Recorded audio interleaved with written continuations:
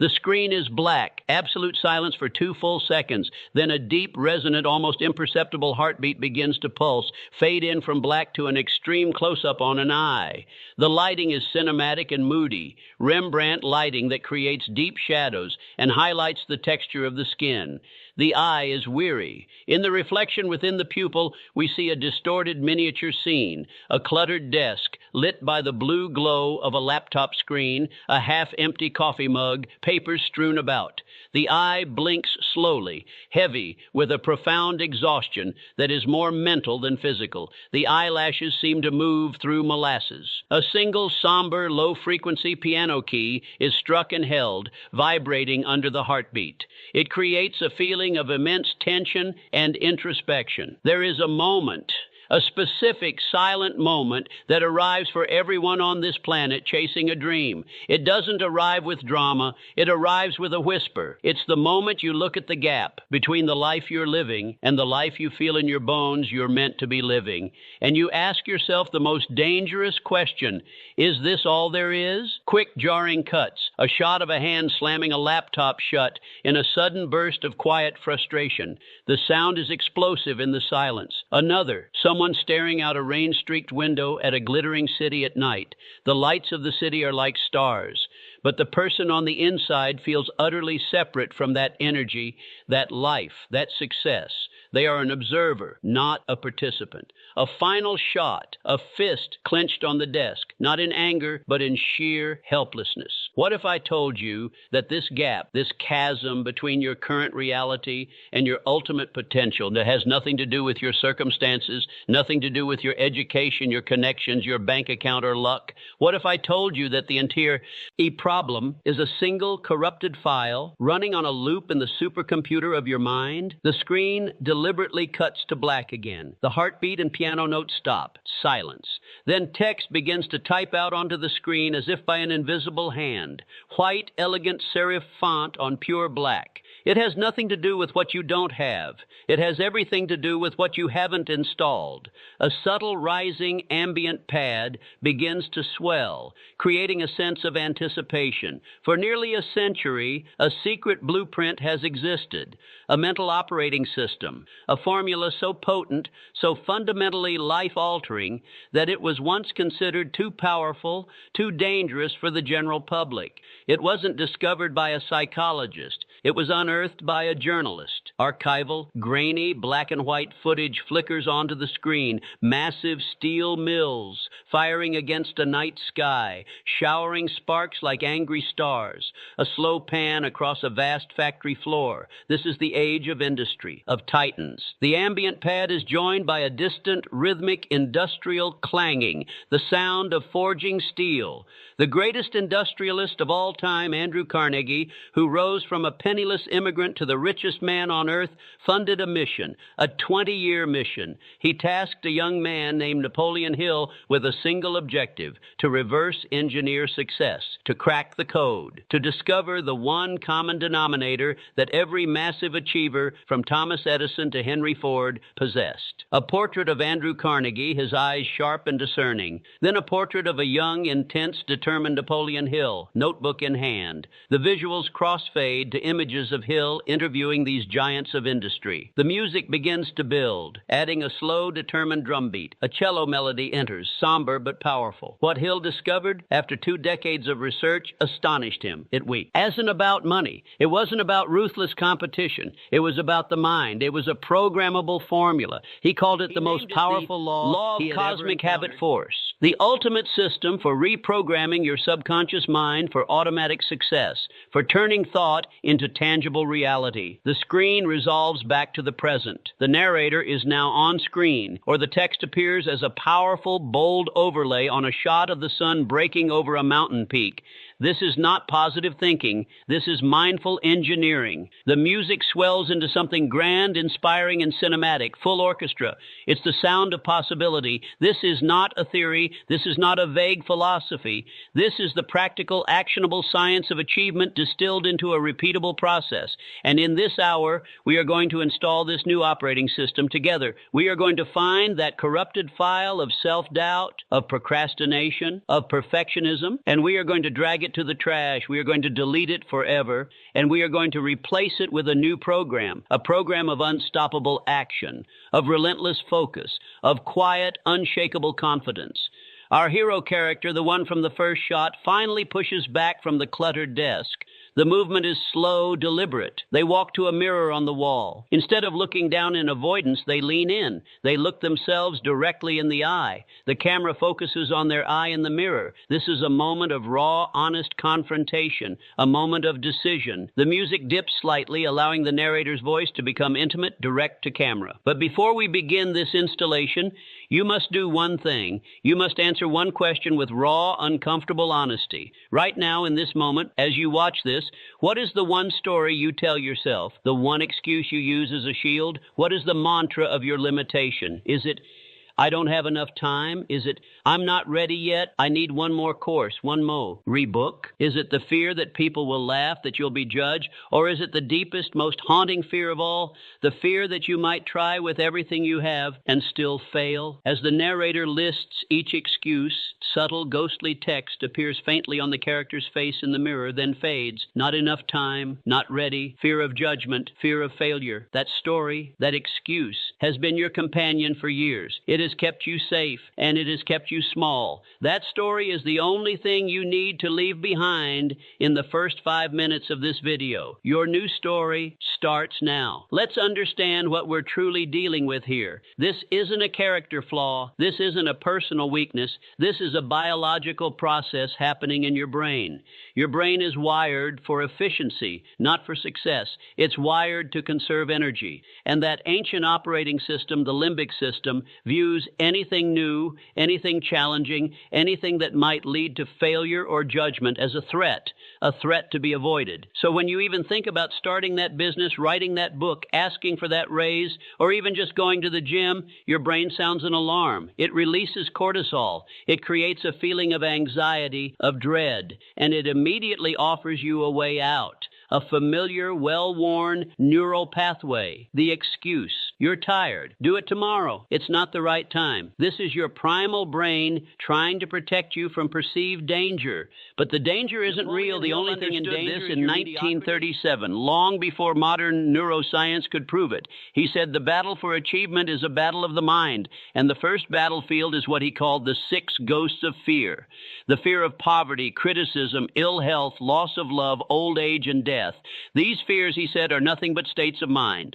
And a state of mind is something you can control, you can dictate, you can rewire. This is the core of the secret formula. It's the process of moving from being a passenger to your own brain's automatic processes to becoming the pilot. It's the conscious, deliberate act of rewiring your neural circuitry.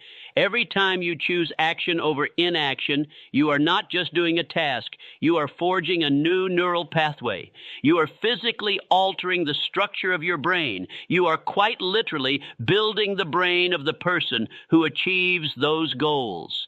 This is what the law of cosmic habit force truly means. It means using the natural laws of the universe, the law of repetition, the law of practice, the law of neuroplasticity, and bending them to your will. You are taking the same habitual nature that might keep you scrolling on your phone for hours, and you are redirecting that power, that automaticity, toward building your empire.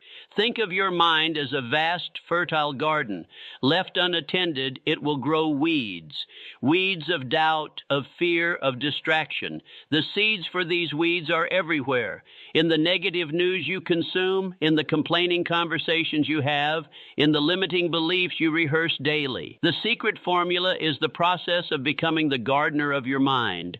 You must consciously plant the seeds you want to grow. Seeds of certainty, of capability, of unstoppable action. And you must weed out daily the thoughts that do not serve you. This isn't a one-time event. It's a daily discipline. It's the habit of mind training. So let's begin the installation. Step 1 is diagnosis. You cannot delete a program if you don't know its name.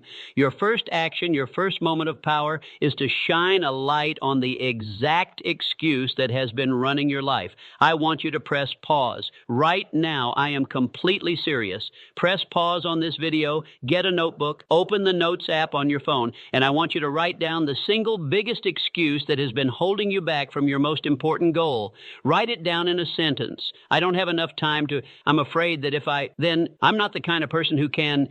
See it there in writing. Look at it. This is it.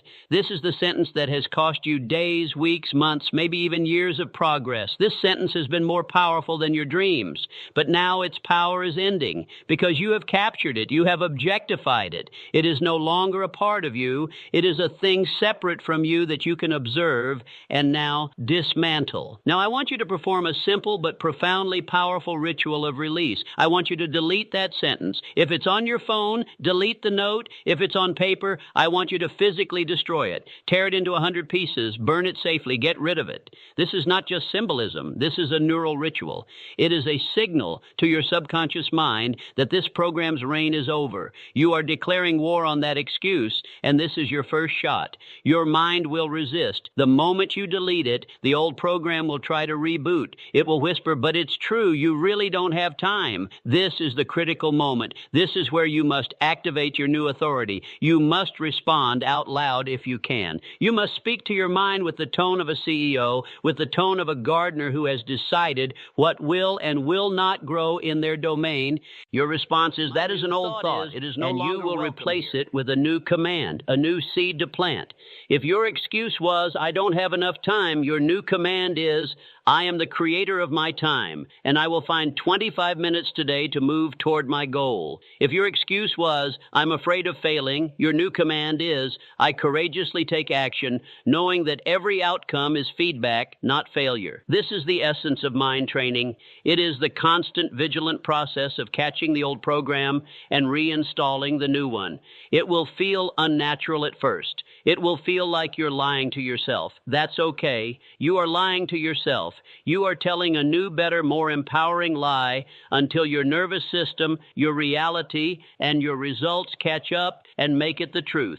This is how you build belief, not by waiting to feel confident, but by acting courageously until the confidence has no choice but to appear. You have just taken the first, most critical step in Napoleon Hill's secret formula. You have moved from being controlled by your environment and your unconscious thoughts to consciously taking control of the source of it all, your thinking. You have begun the process of becoming the master of your own mind. And from this single point of control, every other thing in your life can and will change. The screen fades up from black. We are back with our hero character. They're standing in the middle of a room, but the room is now a metaphorical construct. It's a beautifully decorated, well-lit prison cell. The walls are transparent but solid. There's a comfortable bed, a desk, all the modern comforts, but it is unmistakably a cage. The character runs their hand along the transparent wall, looking out at a breathtaking landscape of mountains and opportunity that lies just beyond their reach.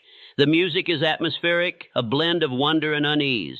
You took the first step. You identified the excuse. You declared it obsolete. But now you feel it, the resistance, the gravitational pull of the old familiar. Your mind, that ancient machine built for survival, is already trying to drag you back into the comfort of the cage, because the cage, for all its limitations, is known. It is safe. The world outside that cage is vast, beautiful, and terrifyingly unknown. The character turns from the wall and looks at the comforts of the cell, the comfortable chair, the distracting screen. These are the bribes your fear offers you to stay put, to not risk it, to not dare to be great. Procrastination isn't laziness. Perfectionism isn't high standards. They are sophisticated defense mechanisms. They are the immune system of a small identity attacking the virus of massive potential. The camera zooms in on the character's temple. We transition into a visual representation of their mind. It looks like a grand steampunk-inspired control room, but the controls are dusty. A large, ominous machine labeled Excuse Generator is humming away, producing ticker tape that streams out with familiar phrases. Let's decode the machinery of your limitations. Let's expose the most common lies this machine produces. See if you recognize your own. This is the granddaddy of all excuses. It makes you feel important, busy, needed. But it's a lie of poor energy management, not a lack of time. You have the same 24 hours as Einstein, as Musk, as as Da Vinci. The question is not about finding time. It's about defining priorities. You will never find time for your goals. You must make time by ruthlessly eliminating the time wasters that your fear conveniently uses to keep you distracted. This is the excuse of the perfectionist. The academic, it's a clever trick your mind plays to keep you in the perpetual state of preparation where it's safe from judgment and failure. You need one more certification, one more course, one more book. But here's the truth, Napoleon Hill. It becomes power only through definite, organized action and planning. You learn by doing. You become ready by starting, not by waiting to be ready. The fear of criticism, this is the dream killer. It is the desire to be liked, to be accepted, to not rock the boat. But Hill was ruthless on this point. He said, if you are easily influenced by the opinions of others, you will have no desire of your own. You are trading your destiny for the approval of people who are likely too busy worrying about your opinion of them to even notice you. The moment you truly stop caring about the opinion of the crowd is the moment you become a leader. Let that hang in the air. Let it challenge the very core of your hesitation. Your job is not to have everything figured out. Your job is to commit, to decide, to take the first step into the darkness. The universe, what Hill called infinite intelligence, responds to definite purpose. It responds to action. It cannot respond to your doubt. It cannot respond to your planning. It only responds to your motion. What step have you been refusing to take because you're waiting for a guarantee? There are no guarantees. There is only faith and action. Back in the mental control room, our hero character stares at the excuse generator machine. They take a deep breath. Instead of listening to the ticker tape, they walk up to the machine. They find the main power switch. With a look of fierce determination, they grasp the switch. Sound. The hum of the machine grows louder, almost pleading. This is your moment of power. The moment you stop being a passenger to your fears and become the pilot. Your fear will never go away. The excuses will always whisper, but you get to choose the volume. You get to choose which voice to amplify, the voice of fear or the voice of purpose.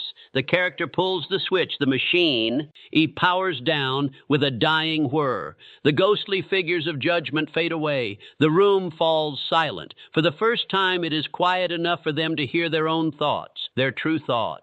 The music begins to build again, soft but filled with potential. This silence is where your new identity is born, not the identity of the person who wants to be disciplined, but the person who is disciplined, not the person who hopes to be successful, but the person who acts in accordance with success. This is the core of the mind training formula. Your repetition of thought and action doesn't just build skill, it forges identity. Every time you choose action over excuse, you are not just doing a task. You are casting a vote for the person you are becoming. The scene returns to the normal room. The prison cell is gone. The character is simply standing there, but they look different. Their posture is straighter. Their gaze is clearer. They walk to their desk. The laptop is still there. The clutter is still there. But something has changed. They have changed. The philosophy is nothing without practice. The formula is useless without application. So here is your first ritual, your first act of defiance against the excuse machine. I want you to identify the single smallest, most microscopic action you can take right now that represents a win against your chief excuse.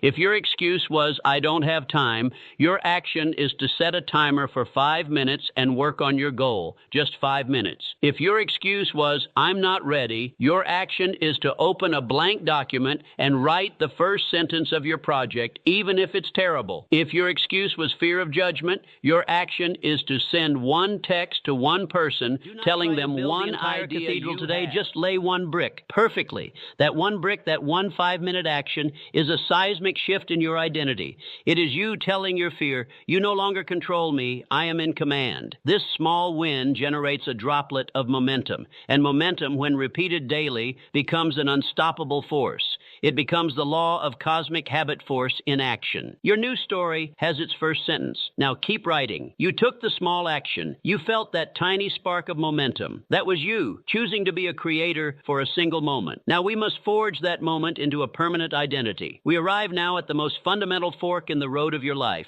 This is the core of Napoleon Hill's philosophy and the first non-negotiable step in the mind training formula. You are either living in the energy of the victim or the power of the creator. neither. There is no middle ground. The victim lives in the past, obsessed with what has been done to them. The Creator lives in the present, focused on what they can do now. The victim speaks the language of blame. The Creator speaks the language of responsibility. This is the dividing line between a life of quiet desperation and a life of profound purpose. Your vocabulary creates your reality. The words you use, both out loud and in the silent conversations inside your head, are the architects of your destiny. Let's translate the two languages. The victim says, I have to. The Creator says, I get to. The victim says, why is this happening to me? The Creator asks, what is this trying to teach me? How did I contribute to this situation? The victim says, it's not my fault. The Creator says, it may not be my fault, but it is my responsibility to respond. Do you hear the difference? One is heavy, burdensome, and powerless. The other is empowering, active, and owned. The moment you touch your language, you switch your neurological programming. You are no longer a leaf blown by the wind. You are the captain adjusting the sails. This is the essence of 100% responsibility. It doesn't mean everything bad is your fault.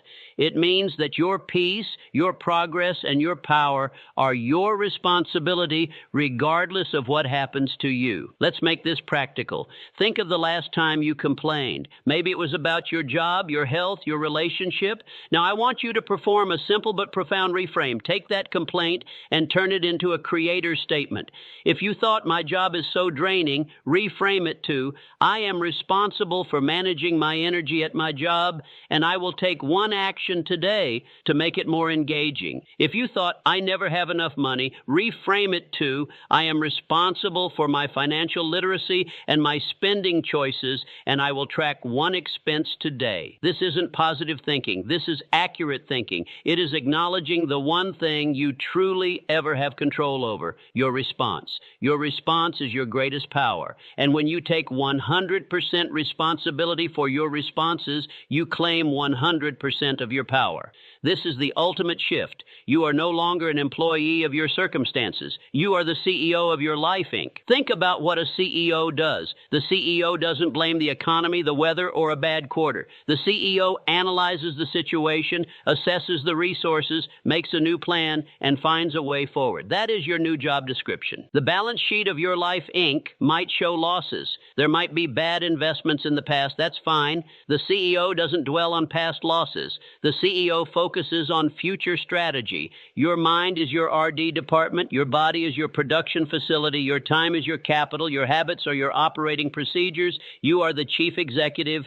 Stop waiting for a board meeting to give you permission. Stop waiting for the market conditions to be perfect. The decision is yours. The responsibility is yours. We need a ritual of ownership. This is more than a mindset. It is a declaration. I want you to find a mirror, look yourself directly in the eyes, and I want you to say these words out loud with conviction. I am the CEO of my life. Everything in my life is there because I have allowed it, tolerated it, or created it. Therefore, I have the power to change it. My peace is my responsibility. My progress is my responsibility. My happiness is my responsibility. My success is my responsibility. I am responsible. It will feel awkward. It will feel strange. Do it anyway. Say it until you feel the shift, until the weight of blame lifts and is replaced by the power of ownership. This is you signing the contract with yourself. This is you accepting the title you were always meant to hold, the title of Creator. Imagine your life is a house. This house has 2 rooms. You live in one of them. You may visit the other,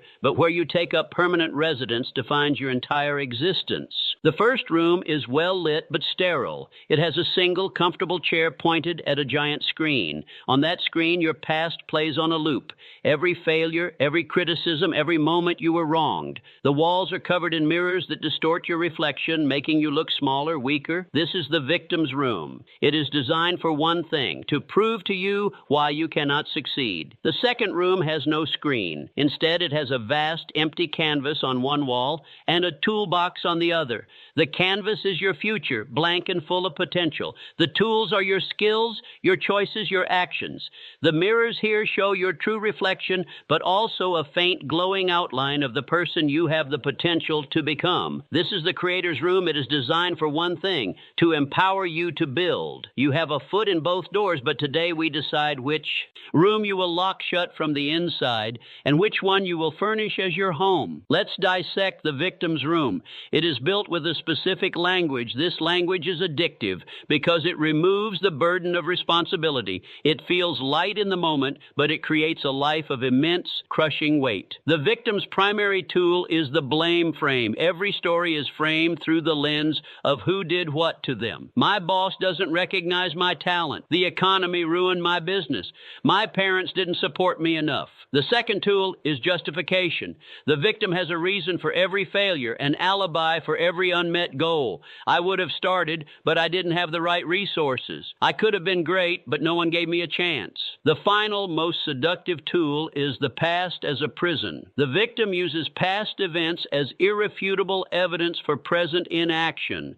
A single failure from 5 years ago becomes a life sentence.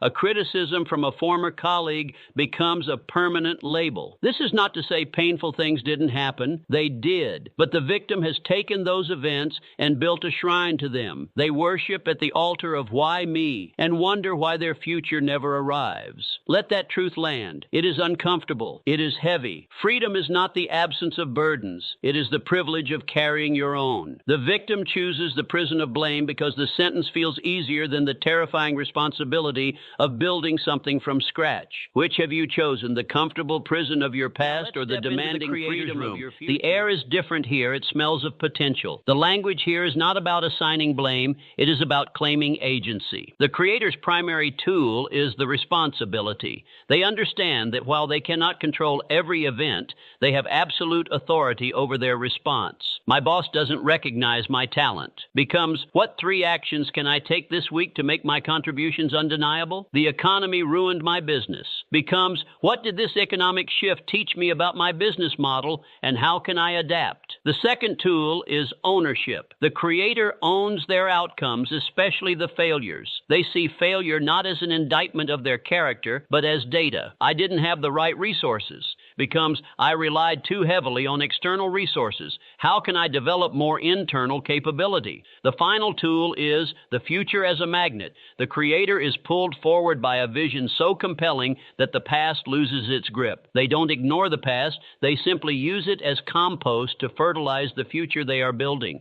They ask, what is this trying to prepare me for? The Creator is not optimistic. They are strategic. They are not naive. They are powerful. They have moved from why me to what's next. Your story is the software that runs your life. Today we do a hard reset. We are going to rewrite your core narrative from victim to creator. I want you to take out a notebook. Draw a line down the center of the page. On the left side, write victim story. On the right side, write creator story. Under victim story, I want you to write down the one story you've been telling yourself about your biggest challenge.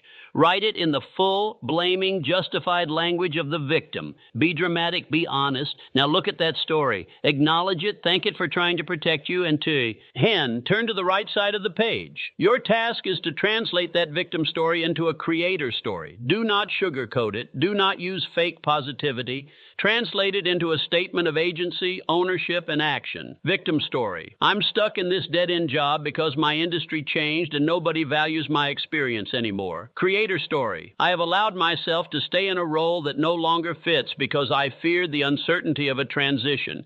My experience is valuable, but I need to repackage it and proactively network into a new industry. I will spend 1 hour this week researching new fields. Do you feel the shift? The first story has no next step. It is a conclusion. The second story is a beginning. It is a launch pad. This translation is the most important skill you will ever learn. Practice it daily. Become a master translator of your own life. You have just chosen your room. You have chosen the toolbox over the television, the canvas over the screen. Now pick up your first tool. The next part is where we build. You've chosen your story. You've declared yourself a creator. But declaration is not enough. A single action is not enough. The gravitational pull of your old self is strong, woven into the very fabric of your daily life. It lives in the automatic, the unconscious, the things you do without thinking. This is where the real battle is won or lost. Not in the grand declarations, but in the silent daily repetitions. Your life today is essentially the sum of your habits. What you repeatedly do, what you automatically do. The compound effect of these small daily choices is what creates either a life of regret or a life of result. Napoleon Hill didn't just discover the power of thought, he discovered the mechanism to make thought automatic. Repetition. He called it the law of cosmic habit force for a reason. Habit is the cosmic law through into the brain. Imagine two neurons. They need to communicate to create a thought, an urge, an action. Between them is a gap, a synapse. Every time you think a thought or perform an action, a signal must leap across that gap. The first time it's hard. It's like trying to cross a wide river by jumping. But each time you repeat that thought or action, you do something remarkable. You lay down a thin layer of a fatty substance called myelin along the neural pathway. This myelin is like insulation on a wire. It makes the signal faster, stronger, more efficient. With enough repetition, the signal doesn't even need to jump anymore. It flows down a superhighway. It becomes automatic. It becomes a habit. This is the forge where your identity is shaped. You are not just what you think. You are what you repeatedly do. And what you repeatedly do physically alters the structure of your brain to make you better at being that person. The person who procrastinates has a well-myelinated neural pathway for avoidance. The person who takes immediate action has a well-myelinated pathway for execution. You are not broken. You are just deeply neurologically practiced at being your current self. Let this redefine your understanding of greatness. Excellence isn't a moment of inspiration. It's the final manifestation of 1,000 invisible repetitions. It is a habit. Mastery is not a destination you arrive at. It is a path you walk every single day. What path are you walking with your daily repetitions? Building a new habit isn't just about the action, it's about hacking the 3-layer loop that every habit runs on. This loop, identified by modern neuroscience, is what Hill intuitively understood. Layer 1, the cue. This is the trigger, the time of day, a location, an emotional state, a notification on your phone. The cue tells your brain to go on autopilot and which habit it to use. Layer 2, the routine. This is the behavior itself, the thing you do automatically. Scrolling, smoking, reaching for a snack, or the positive one, putting on your running shoes, writing the first sentence. Layer 3, the reward. This is why your brain decides the habit was worth remembering. The dopamine hit, the distraction from boredom, the sense of relief from anxiety, the feeling of accomplishment. To change a habit, you cannot just attack the routine. You must engineer the cue and redesign the reward. You don't try to have more willpower. You become a designer of your environment and your emotional payoffs. The goal is not to overhaul your life in a day. The goal is to initiate a 1% shift. A shift so small it seems insignificant, but through repetition, it becomes transformational through the power of compounding. Your ritual is to choose one tiny, microscopic keystone habit. This is a small habit that naturally pulls other good habits along with it. For many, that habit is making your bed. It seems trivial, but it is a single completed task that creates a small sense of pride and order. That energy can ripple into the next task. For us, aligned with the creator mindset, your keystone habit is the daily victory ritual. Here is what you will do every single day without fail. The cue. As soon as you finish your morning drink, coffee, tea, water, that is your cue. This anchors the new habit to an existing one. The routine. You will set a timer for 5 minutes. For those 5 minutes, you will work on the single most important task that moves you toward your number one goal. Not 30 minutes. 5. You can do anything for 5 minutes. The reward. You will immediately mark a large, satisfying X on a calendar. You will say out loud, I did it. This visual and auditory confirmation is your reward. It proves your 5 minutes of work. The magic is in the X.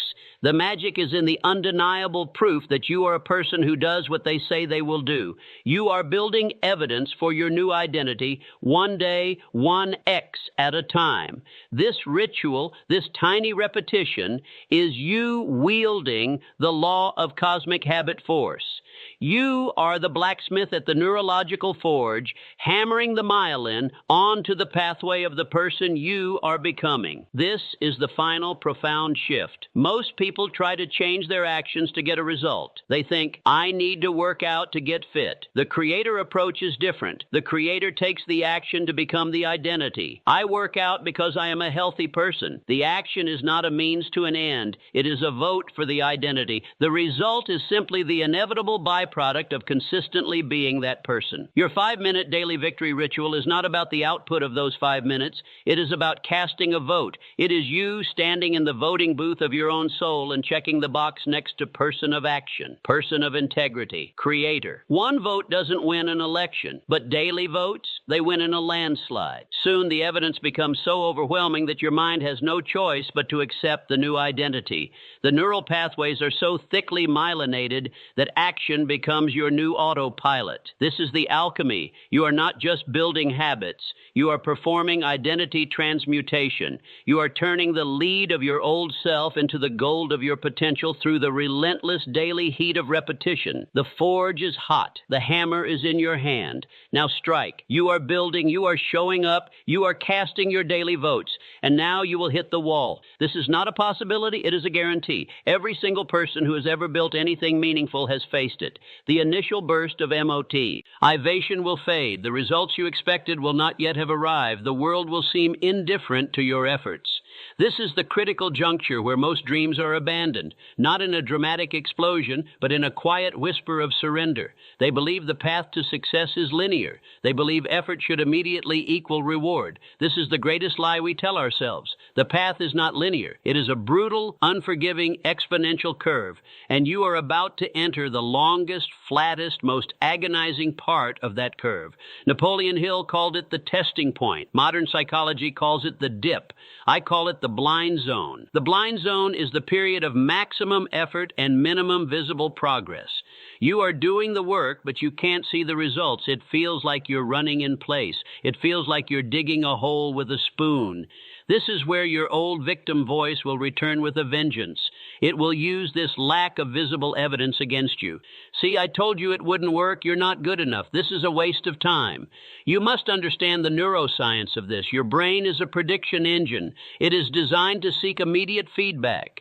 When you put in effort and get no immediate reward, your brain registers it as an error, a miscalculation. It interprets this as pain, and its primary job is to stop pain. So it will manufacture every excuse, every rationalization, every seductive distraction to get you to stop the painful, unrewarding behavior. It is not you. It is your ancient wiring trying to save calories. It is trying to save you from what it perceives as a fruitless hunt. Your ability to persist through the blind zone is not about gritting your teeth.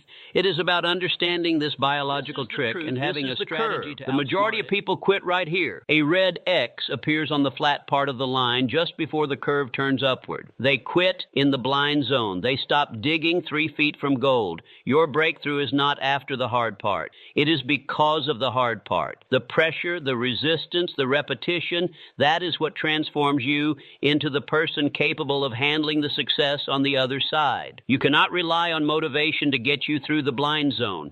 Motivation is a fair weather friend. You must rely on systems, on strategy. Here is your toolkit. Tool 1, pre-commitment. Decide now what you will do when you want to quit. Write the contract with your future self. When I feel like skipping my 5-minute victory ritual, I commit to doing it for just 60 seconds instead.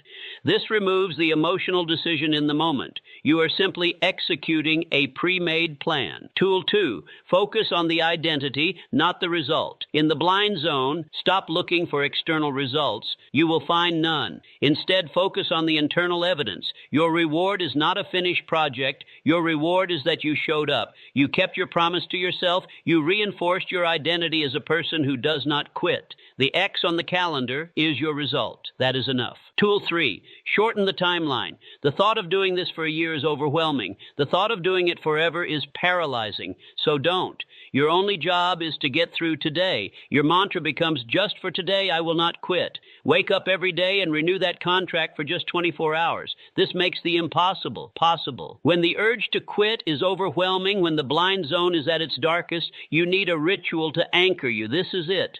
The next time you feel the pull to give up, to check out, to escape into distraction, I want you to literally get down on the floor. Lie flat on your back. Close your eyes. Place your hand on your heart. Feel it beating. Now ask yourself one question out loud. What is one single tiny microscopic action I can take right now to honor the person I am becoming?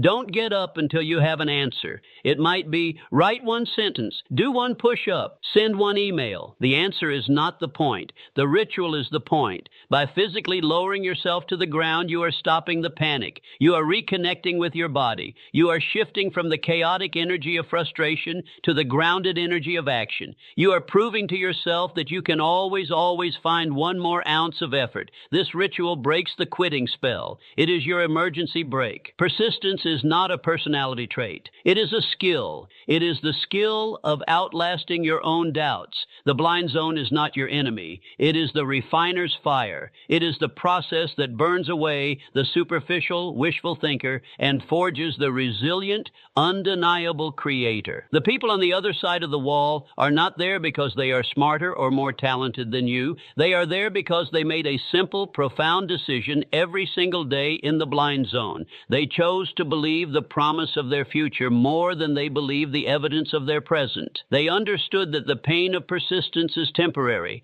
but the pain of regret, the pain of surrendering to the ghost of your potential, that pain is eternal. The wall is a filter. It filters out the entitled. It filters out the weakly committed, and it allows only the persistent, the hungry, the truly devoted to pass through. You are being tested, not to be broken, but to be proven. Your attention, your focus, and your energy, and every single day, you are fighting this battle on a battlefield that you did not design. Your environment, the physical space you inhabit, the digital world you scroll through, the people you interact with, is not a passive backdrop. It is an active, relentless, and manipulative force. It is the invisible hand that shapes your behavior, often without your conscious consent. Napoleon Hill understood this deeply. He wrote, "You are the product of your environment." But he didn't stop there. The second more important part of that quote is, so choose an environment that will best develop you toward your objective. This is not about willpower. This is about design. You would not try to win a war while standing in the middle of the enemy's camp.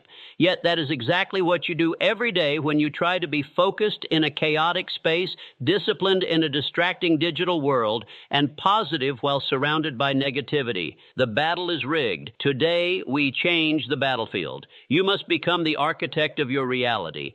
This means taking conscious, ruthless control of three distinct environments. The physical environment, this is your immediate surroundings, your desk, your room, your home. Clutter is not just visual noise, it is cognitive noise. Every unfinished task, every pile of unattended paperwork, every item out of place is a tiny, silent demand on your attention. It creates low-level anxiety and drains your mental bandwidth, making it harder to focus on what truly matters. The digital environment. This is the most potent and dangerous environment. It is engineered by the world's brightest minds to hijack your dopamine system and keep you scrolling, clicking, and consuming. Every notification is a deliberate interruption. Every endless feed is a bottomless pit for your time and focus. Your phone is not a tool. It is a slot machine you keep in your pocket. The social environment. This is the people you surround yourself with. You are the average of the 5 people you spend the most time with. Energy is contagious. Negativity, cynicism, and complacency are viruses. You cannot expect to grow if you are constantly surrounded by people who are invested in you staying the same. Their skepticism becomes your inner critic. Their excuses become your own. You are that flower. You can either exhaust all your energy fighting against the murky water, trying to stay clean, or you can change the pond. The flower does not blame the water for being murky. It simply does everything it can to find clear water. Your environment is your water. Stop trying to fight it. Start curating it. Your first act as the architect of your environment is to conduct a ruthless audit. This is not a cleaning spree. It is a strategic military operation to take back control of your territory. Step 1, the physical purge. Take one trash bag. Go to your primary workspace. Your mission is to fill that bag. Anything that does not serve your primary goal, that does not bring you joy, or that is purely clutter, must go. Be ruthless. That cord for a device you haven't used in years, gone. The stack of papers that's been sitting there for months, sort it, file it, or shred it. Now, create visual space, and you will create mental space. Step 2, the digital purge. This is the most important hour you will spend this week on your phone and computer. Delete, uninstall every social media, news, and entertainment app that you use mindlessly. You can still access them through a browser if you must. This adds just enough friction to break the mindless habit. Disable, turn off every single notification that is not from a human being trying to reach you directly. Every like, every alert. Very bad. Unsubscribe from every email, newsletter, YouTube channel, or podcast that leaves you feeling anxious, angry, or inadequate. Your input diet is more important than your food diet. Step 3, the social audit. Make a list of the 5 people you spend the most time with. Next to each name, write one word for the primary emotion you feel after interacting with them. Energized, drained, inspired, anxious. You are not obligated to hold yourself back to make others feel comfortable. You must consciously, courageously spend more time with the people on the energized list and create distance from the others. This is not mean. It is necessary for your survival. Once you have purged the negative influences, you must design for focus.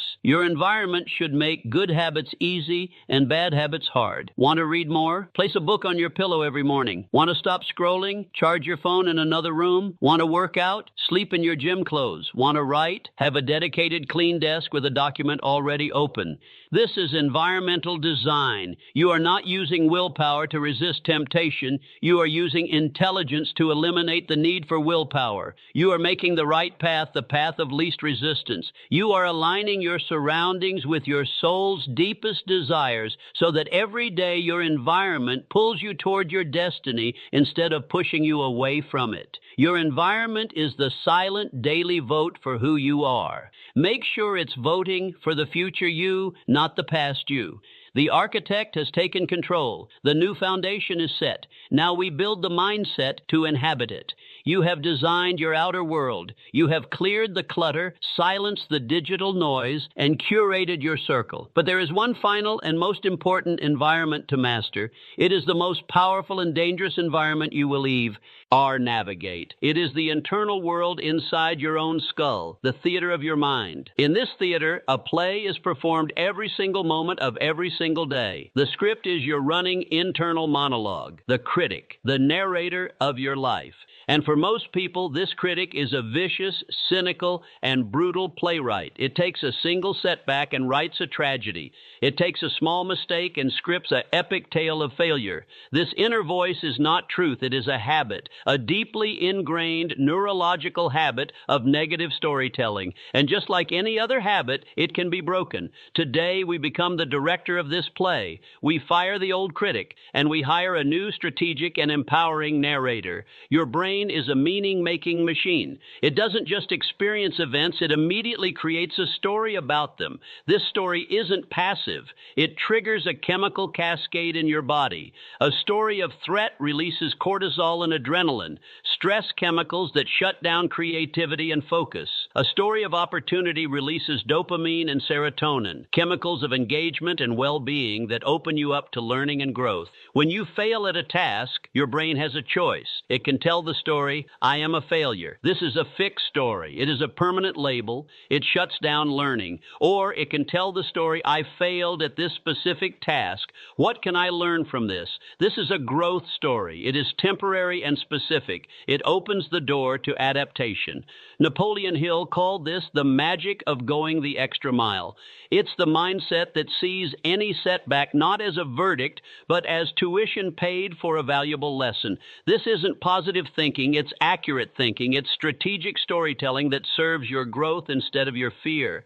Let this redefine your relationship with judgment, both from others and from yourself. The most important opinion is me. Out there. It is in here, and you are the one writing it. What story have you been telling yourself about yourself, and who does that? Your job is not to stop it. Your job is to become its editor. You must learn to catch the first draft of your mind story and ruthlessly rewrite it. This is the habit of cognitive reframing. Here is your 3-step ritual for rewriting your internal narrative. Catch the story. The moment you feel a negative emotion, frustration, anxiety, defeat, pause. Ask yourself, what story am I telling myself right now? Say it out loud. The story I'm telling is that my presentation was a disaster and everyone thinks I'm incompetent. Challenge the story. Interrogate that story like a lawyer. Is this 100% true? What is the evidence for it? What is the evidence against it? Is this a permanent, pervasive truth or a temporary, specific event? Did everyone think it was a disaster, or did one person have a question I couldn't answer? Change the story. Rewrite the narrative into something useful, something that serves your growth. My presentation had a weak spot that was exposed.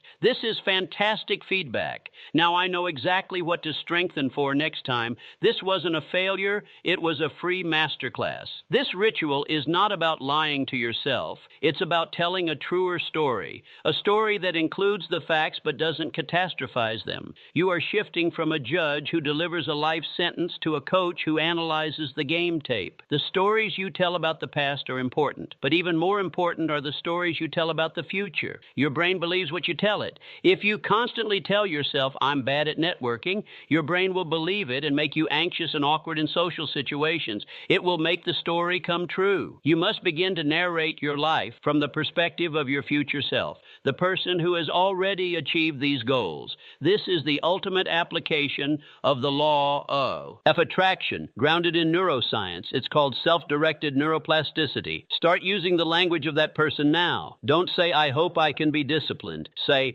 I am a disciplined person. I do what needs to be done. Don't say, I wish I wasn't so afraid of failure. Say, I am courageous. I embrace challenges because they are how I grow. Don't say, I'm trying to build a business. Say, I am a business owner. I solve problems for my clients. This feels awkward at first. It feels like a lie, but you are not lying. You are speaking from the identity you are actively building through your daily actions. You are giving your brain a new script to believe in. You are providing the narration for the person you are becoming.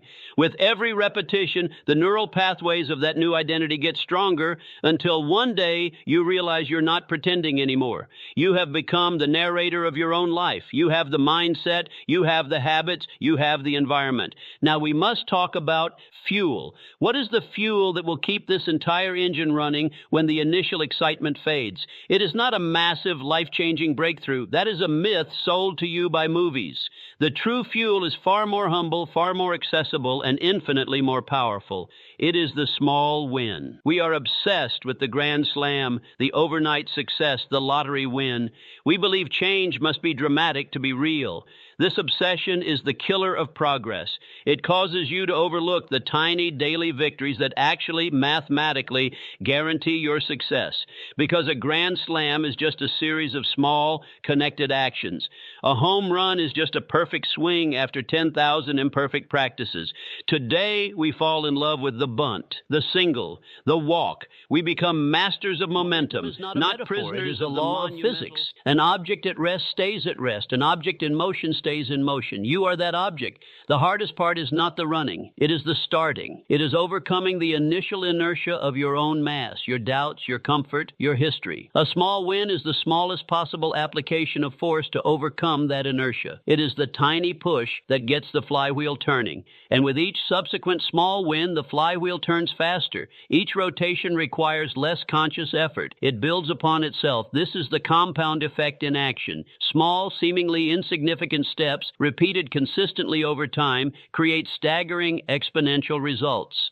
You don't build a mountain by carrying one giant rock. You build it by carrying one small stone every single day. The person who scoffs at the small stone is left with nothing. The person who carries it daily eventually stands atop a mountain they built themselves. This is the most powerful force in the universe. It is not the asteroid that crashes. It is the water that drips. It is not the grand gesture. It is the daily discipline. You are not being asked to break the rock. You are only being asked to show up and drip. Consistency will do the rest. Why do small wins work? Because your brain is chemically rewarded for completion, not for ambition. When you set a massive, audacious goal, your brain doesn't know where to start. It feels overwhelmed. It shuts down. But when you set a tiny, laughably easy goal and complete it, your brain releases a microdose of dopamine. This is the molecule of motivation. It creates a feeling of pleasure and satisfaction. It tells your brain, that was good, do more of that. Your 5-minute victory ritual from earlier is not valuable because of what you accomplish in those 5 minutes.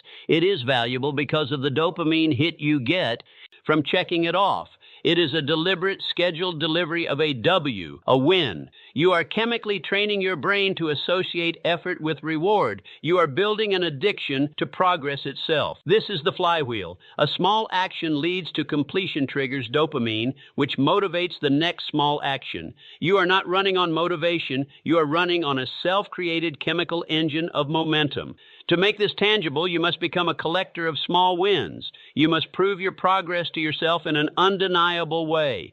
For this, you need a victory log. This is not a to-do list. A to-do list is a list of demands. A victory log is a record of achievements. Your ritual is this. Every single evening, you will open a dedicated notebook or note on your phone. You will write down 3 things. 1 small win. What is one tiny thing you did today that moved you forward? Wrote for 5 minutes, made 1 sales call, did 10 push-ups. 1 lesson learned. What did today teach you? I'm more productive in the mornings. I need to turn my phone off when working. 1 act of self-respect. What did you do just for your well-being? Drank 8 glasses of water, went for a walk, said no to something that drained me. Do not skip this. This 2-minute ritual does 2 profound things. First, it forces you to look for and acknowledge your daily progress, training your brain to focus on the positive.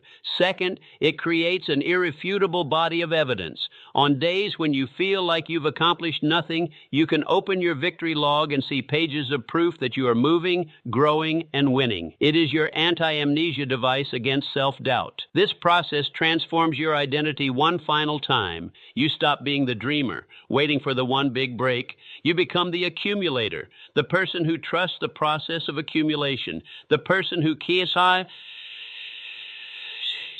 Now that greatness is hidden in the mundane, the person who finds deep satisfaction in the simple act of placing another brick. See the finished cathedral to feel fulfilled. The act of laying the brick is the fulfillment. The process is the prize. When you become the accumulator, you have achieved the ultimate freedom. Freedom from the desperate need for a specific outcome. You are no longer a prisoner of result. You are a lover of the craft. You are in motion, and as long as you are in motion, you are undefeatable. You have aligned yourself with the most powerful law in the universe, the law of cumulative advantage. The universe always rewards consistent positive action, always. You have the formula, you have the fuel. There is only one thing left to do. Begin again and again and again. We began this journey in the dim light of frustration, staring at the gap between the life you had and the life you knew deep in your bones you were meant to live. We diagnosed the problem, a corrupted file in the supercomputer of your mind.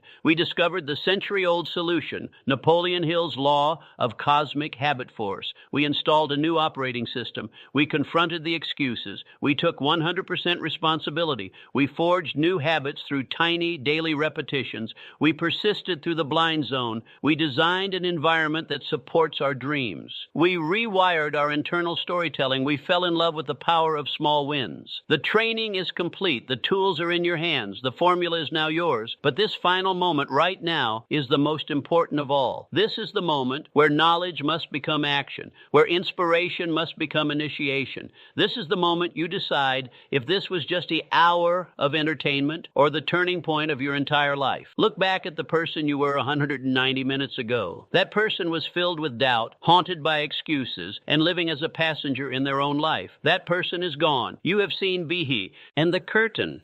You understand the mechanics of achievement. You know that success is not magic, it is method. You know that greatness is not born, it is built, brick by brick, day by day, choice by choice. There is no going back to ignorance. You now know the exact price of the life you want. The price is not money. The price is your comfort, your excuses, your tolerance for mediocrity. You must pay that price daily. And knowing the price, yet refusing to pay it, is a far heavier burden to carry than any struggle on the path to success.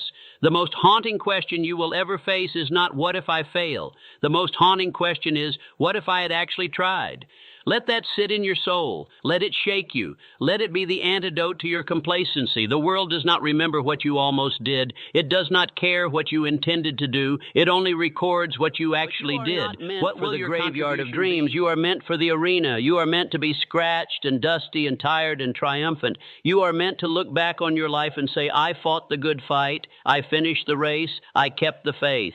So here is your final charge, your final ritual. This is not the end. This is your beginning. Your mission, should you choose to accept it, is simple. Press pause on distraction. Right now, decide what one distraction you will eliminate for the next 7 days. One app to delete, one habit to break. Press play on action.